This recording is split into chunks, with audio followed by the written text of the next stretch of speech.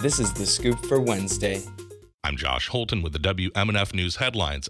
Donald Trump revoked former President Biden's executive order phasing out Justice Department contracts with private prison companies. WMNF's Chris Young reports that prison companies stand to gain a lot.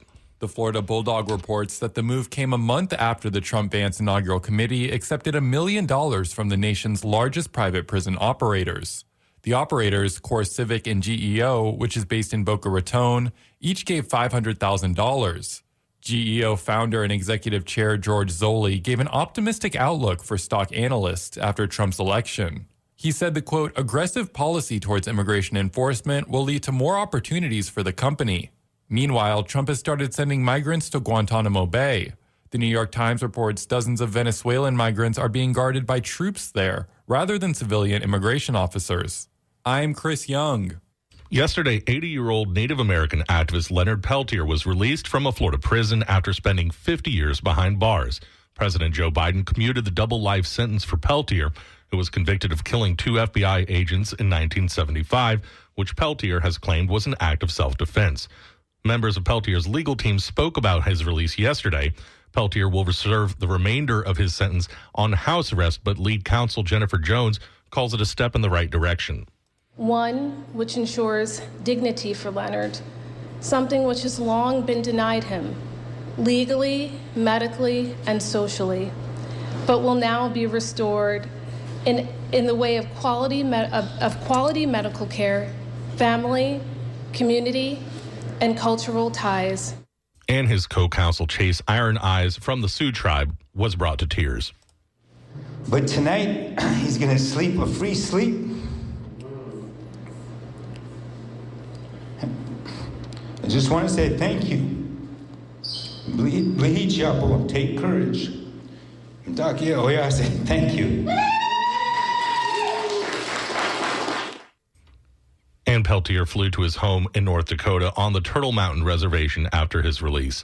The State Senate Environment and Natural Resources Committee advanced a bill to offer $750 million to Everglades restoration.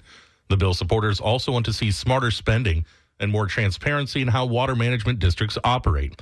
Republican State Senator Jason Brodeur sponsored the bill and hailed it as offering historic support for Everglades restoration and food planning. What we're doing is we're trying to give them more opportunities to, if they need additional revenue beyond what the state and the feds give, and that they get through the taxing on the trim notices, that they have those additional options. Trim notices refer to truth in millage, meaning taxpayers can find out how much they owe in taxes and to which governmental taxing authority.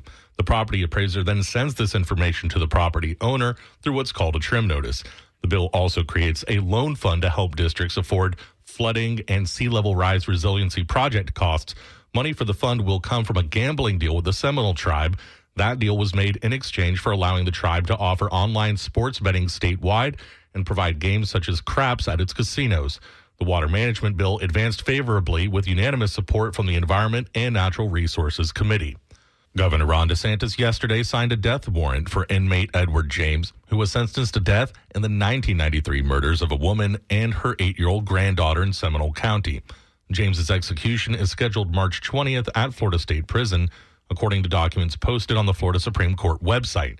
A Florida Senate committee met yesterday to discuss a bill preventing local governments from regulating presidential libraries.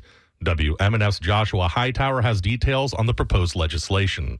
Presidential libraries, maintained by the National Archives, serve as hosts for documents, records, and artifacts during a president's time in office. Republican Senator Jason Brodeur introduced Senate Bill 118. It would hand over regulation duties of any presidential library to the federal government. He says the bill will ensure a uniform approach to overseeing these institutions. So this bill specifically preempts the regulation of the establishment, maintenance, activities, and operations of any presidential library to the state and defers regulation of such institutions to the federal government. The measure passed unanimously in a Senate committee meeting. An identical bill has been filed in the Florida House of Representatives by Republican Alex Andrade. Joshua Hightower, WMNF News. Today will be rainy with highs in the mid-70s. Tonight will be cloudy with lows in the mid-50s. Partly cloudy weather expected tomorrow with highs in the mid-60s. I'm Josh Holton with the WMNF News headlines. This is The Scoop, recorded at WMNF Tampa.